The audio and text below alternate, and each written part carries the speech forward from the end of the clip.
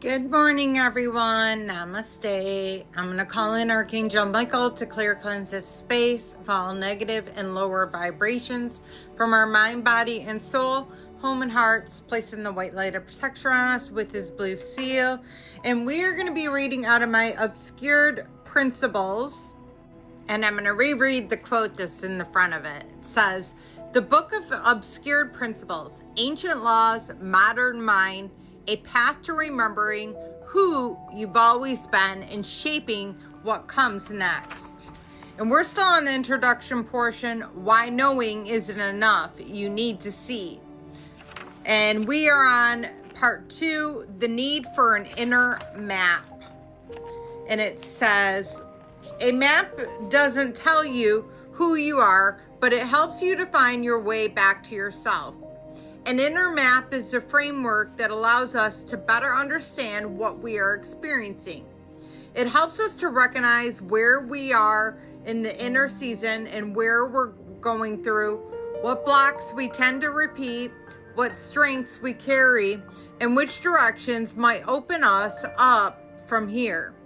Without a map, we risk moving blindly, jumping from one book to another, one technique to the next, one idea after the other, with the sense that we're walking a lot, but never actually arriving anywhere.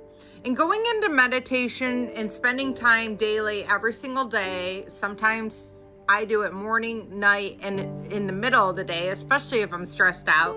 Even just closing your eyes, calling God source in, your higher self, to be with you and just sit with you is really going to help you to get clarity on situations, so that you're not aimlessly, wondering what the heck you're doing and going on a healing journey that you're running around all over the place. Because it can get very confusing on what direction you're going in. The only way you're really going to get that clarification is if you're going in through meditation, one with God. So it says, in that case, personal growth becomes a maze. Spirituality turns into a collection of inspiring but undergrounded words. Emotions become an uncertain territory we tiptoe through each day. And yet every human being carries a deeper inner calling, the longing to come home, not to a physical place, but to a state of being, to an inner space where we feel whole, aligned, and coherent. To return home through, we need a map that speaks the language of our inner world, one that considers our fears, our contradictions, and our deepest dreams. A map that includes not only the light, but the shadowy parts, the voids, the wounds. A true inner map doesn't eliminate pain. It doesn't erase confusion, but it helps to make sense of the turn of the road. It helps us to read the signs along the way and distinguish what arises from our true self from what was imposed on us from the outside. That is why this book is here. Each chapter will be a waypoint, each invisible principle a compass, each exercise a practical step to mark your path. You won't find dogmas here, not absolute certainties. You will find tools and symbols that you can adapt for yourself. This is living a map, not a rigid one. It won't tell you where you should go, but it will help you to recognize where you are, and from there move with greater clarity and awareness. To map your inner world means learning to listen to yourself in more precision. It means recognizing your boundaries, your emotional terrain, your habitual mental paths. It means seeing where you're stuck and where you're pretending and where you are searching and where you are truly growing. And it means drawing new pathways inside yourself day by day. This map will never be finished because you are always evolving.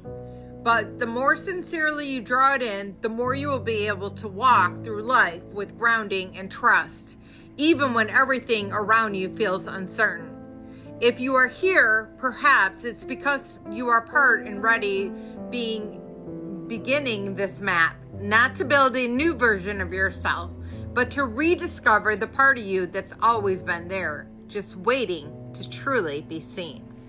So I will leave it at that.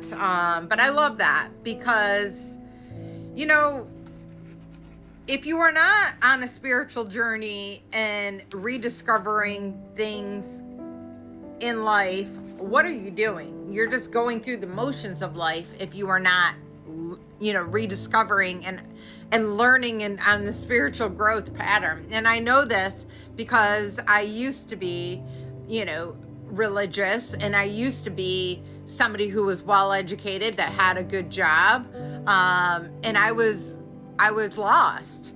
I didn't understand the point of life.